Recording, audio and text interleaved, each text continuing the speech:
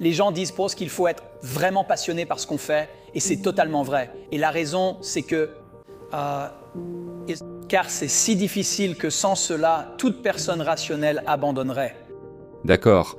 Alors as-tu entendu parler de ce gars qui aurait pu être l'un des hommes les plus riches de l'histoire, qui a cofondé l'une des plus grandes entreprises de l'histoire, et qui a tourné le dos à une fortune qui, sur le papier, vaudrait aujourd'hui des centaines de milliards de dollars. Ce gars s'appelle Ronald Wayne. Et Ronald a 41 ans lorsque l'histoire commence, au printemps, en 1976. Et il travaille chez Atari, la société de Pac-Man, à Sunnyvale, en tant que dessinateur en chef, concevant des boîtiers et des bornes d'arcade. Et au bureau, il a une certaine réputation. On le connaît comme le méticuleux, l'homme du détail, qui lit les contrats 2 fois et ne laisse passer aucun détail. Il relit tout avant publication.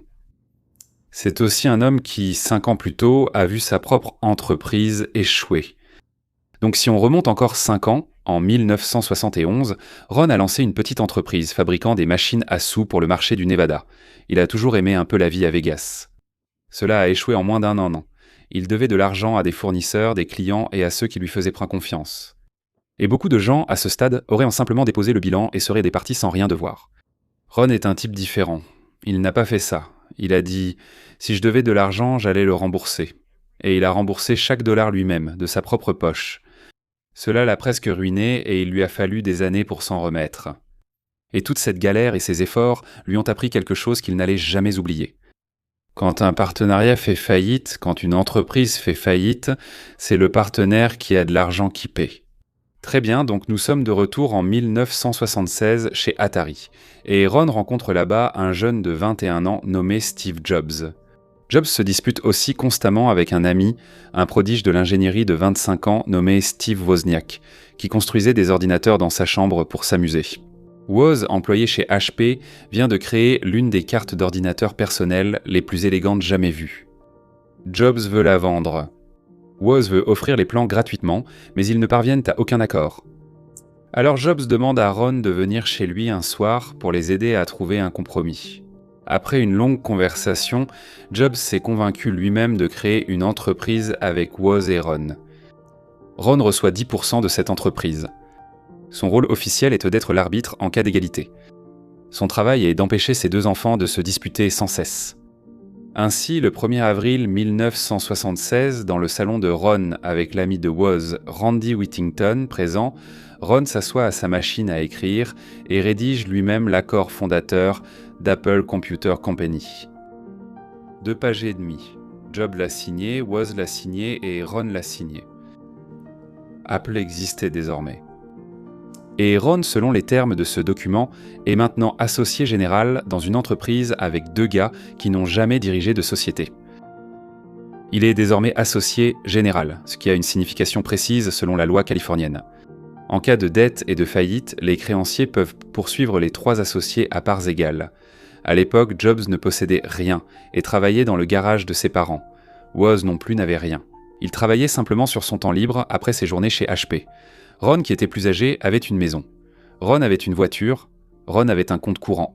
Ron a passé 4 ans à reconstruire son crédit après le désastre de la machine à sous. Alors il se dit dans sa tête, si Apple doit de l'argent à quelqu'un, cette facture va atterrir uniquement chez Ron. Et 11 jours plus tard, il semble que c'est exactement ce qui va se passer. Donc dans les années 70, dans la région de la baie, il y avait un magasin d'informatique. Il s'appelait le Byte Shop, B-I-T-E, et ils venèrent de passer une commande de 50 ordinateurs Apple One pour environ 25 000 $, payables à la livraison de toutes de ces machines. Mais pour honorer cette commande, ils n'avaient pas l'argent pour les pièces. Alors Steve Jobs est allé dans un endroit appelé Kramer Electronics. C'était un distributeur de pièces détachées et il les a convaincus d'accorder à Apple 15 000 $ de pièces avec un crédit de 30 jours. Le plan était probablement assez évident. Assembler les ordinateurs avec ces pièces, les livrer, être payé par le Byte Shop, rembourser Kramer et garder la différence. Ron n'était pas convaincu. Le Byte Shop était alors une nouvelle chaîne, et son propriétaire avait la réputation, que Ron n'aimait pas, de souvent payer ses factures en retard. Cette partie de l'histoire manquait un peu de détails. Et si le Byte Shop ne payait pas à la livraison, Apple devrait alors 15 000 $ à Kramer pour des pièces qu'il ne pourrait pas vendre. Les 3 fondateurs étaient responsables à parts égales de ces 15 000 $. Ron pense alors « J'ai déjà vu ce scénario. J'ai joué dans cette pièce en 1971 et je ne veux plus jamais en être la vedette. Je pense que cette histoire va devenir encore plus folle, mais je veux d'abord remercier le sponsor qui nous permet de continuer. Restez avec nous, car le choix que Ron va faire sera les 12 jours les plus coûteux de l'histoire des affaires. » Et si cela ne suffisait pas, le deuxième accord qu'il conclut des années plus tard fait en sorte que tout cela fonctionne d'une manière ou d'une autre. Très bien, donc en parlant de Ron, le gars dont le travail consistait à lire les contrats 2 fois puis à tout relire avant que ça ne quitte le bureau, c'était le gars de la documentation. Maintenant, cette pile exacte de travail, les emails et la paperasse administrative qui accablent chaque personne méticuleuse dans chaque entreprise américaine, l'IA pourra enfin la gérer en 2026. Le sponsor d'aujourd'hui, Zapier, m'a permis de faire fonctionner tout cela. Si vous n'en avez jamais entendu parler, Zapier connecte 9000 applications. La partie intéressante à montrer, c'est le serveur MCP de Zapier. Ça a l'air complexe, mais en termes simples, peu importe l'outil d'IA que vous utilisez, les plus connus, Claude, ChatGPT, peu importe, ils font appel à Zapier MCP pour accéder à votre vraie application. Donc, votre Gmail, votre Slack, votre calendrier, Notion, ainsi votre IA peut réellement lire ces informations et agir dessus. Voici donc ce que j'ai construit. Un agent que j'ai nommé agent de triage des emails. Donc chaque matin, Claude lit mon Gmail, trie tout dans les catégories, nécessite une réponse pour information et simplement les indésirables, puis rédige les réponses importantes. Et c'est tout. La configuration prend 5 à 10 minutes. Je ne sais pas coder. Je n'ai pas écrit une seule ligne de code. Cela marche avec tout LLM et gère toute votre stack, pas seulement les emails. Pour voir, les liens sont en description, dont le modèle que j'ai créé pour que vous l'essayiez. Revenons à Ron, sur le point de conclure l'un des pires échanges de l'histoire des affaires. Si vous ne prenez pas de plaisir à le faire et que vous n'aimez pas vraiment ça, vous allez abandonner. Ceux qui ont réussi aimaient ce qu'ils faisaient, ce qui leur a permis de persévérer quand les choses sont devenues vraiment difficiles. Et ceux qui n'aimaient pas ça ont abandonné parce qu'ils sont sains d'esprit. Donc Ron, j'imagine qu'il s'assoit sur son canapé ou à son bureau, lève les yeux vers le ciel et fait quelques calculs dans sa tête. Apple doit 15 000 $ pour des pièces et ByteShop a une mauvaise réputation pour payer les gens à temps. Apple n'a pas de stock. Ils n'ont vraiment pas de clients à part cette commande incertaine. Ils ont 2 cofondateurs sans le sou et le nom de Ron sur un accord de partenariat qui le rend personnellement responsable de chaque dollar. Alors Ron prend une décision. Le 12 avril 1976, soit seulement 12 jours après avoir tapé le document fondateur original dans son propre salon, Ron dépose un amendement d'une page au bureau d'enregistrement du comté de Santa Clara. Il le signe, Jobs le signe et Wozniak le signe aussi. Et aucun d'entre eux n'essaie de dissuader Ron. Cet amendement qu'ils ont signé dissout la participation de 10% de Ron dans ce qu'on appelait à l'époque la société Apple Computer. Mais Ron n'est pas parti les mains vides pour sa part. Ron a reçu 800 $ en espèces. Alors, 800 $ en argent de 1976, aujourd'hui ça représente environ 44-4500 $. Ce n'est pas une petite somme, mais elle ne change pas la vie non plus. Mais c'est énorme pour un gars qui, 5 ans plus tôt, avait vidé ses économies pour rembourser les chèques des machines à sous. Apparemment, il a pris les billets, les a mis dans son portefeuille et est retourné travailler chez Atari. Quelques mois plus tard, par ShopPay. Apple a remboursé le prêt et l'entreprise dont Ron venait tout juste de s'échapper est, contre toute attente, toujours debout. Mais Apple n'en a pas encore fini avec Ron. En janvier 1977, Jobs et Wozniak fondent l'entreprise sous le nom d'Apple Computer Incorporated. Ils font entrer un nouvel investisseur nommé Mike Markula, qui est sur le point d'investir environ $250 000 pour lancer l'entreprise. Ils souhaitent consulter de vrais avocats et examiner les anciens documents. Avant la création officielle de la société, ils veulent régler tous les détails en suspens.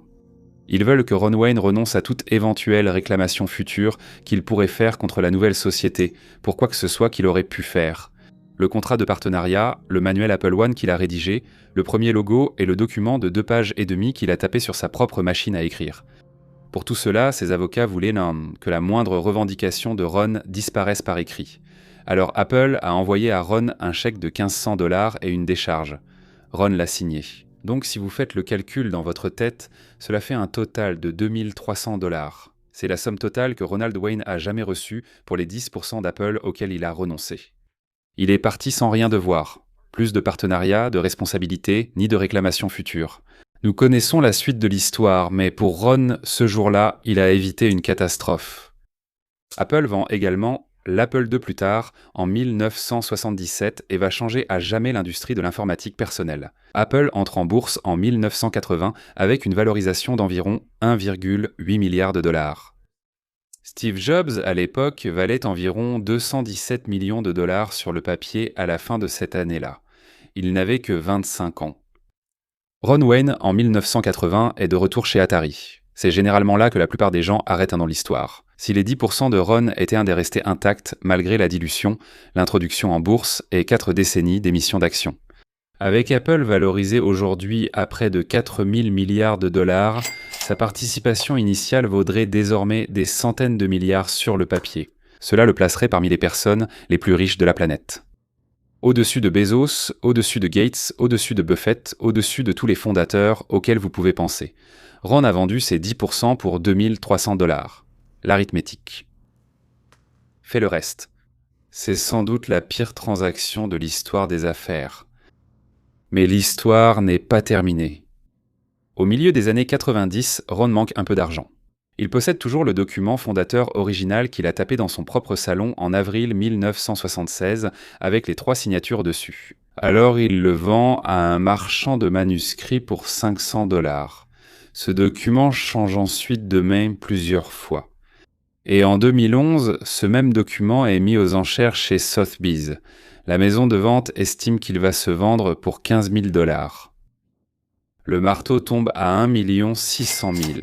L'enchère gagnante vient d'un milliardaire de Miami. Ron n'en touche rien, car il a vendu ce contrat sans condition dans les années 90. Le revendeur l'a acheté à Ron pour 500 dollars avant de le revendre. Et celui qui le détenait en 2011 est sorti de chez Sotheby's millionnaire. Alors, qu'est-il arrivé à Ron Wayne ? Aujourd'hui, il mène une vie tranquille à Pahrump, dans le Nevada. Il collectionne toujours timbres et pièces rares chez lui, mais joue aux machines à sous à 1 cent dans les casinos locaux. Son premier produit Apple était un iPad 2 offert lors d'une conférence. À intervalles de quelques années, des journalistes font le déplacement pour lui poser la même question, celle que je lui poserai aussi. Est-ce que vous le regrettez ? Ne serait-ce qu'un peu ? Il serait facile d'être amer, en colère ou contrarié. Pourtant, à chaque fois, il répond apparemment toujours très calmement. Non. Il affirme que s'il était resté chez Apple, il aurait simplement rédigé la documentation pendant que Jobs et Woz créaient l'avenir. Il affirme que tenter de suivre 2 jeunes de 20 ans l'aurait épuisé. Il dit qu'il se tenait dans l'ombre des géants. Et il affirme qu'il aurait fini par être l'homme le plus riche du cimetière. Il affirme avoir pris la meilleure décision avec les informations qu'il avait alors. Et il dort très bien chaque nuit.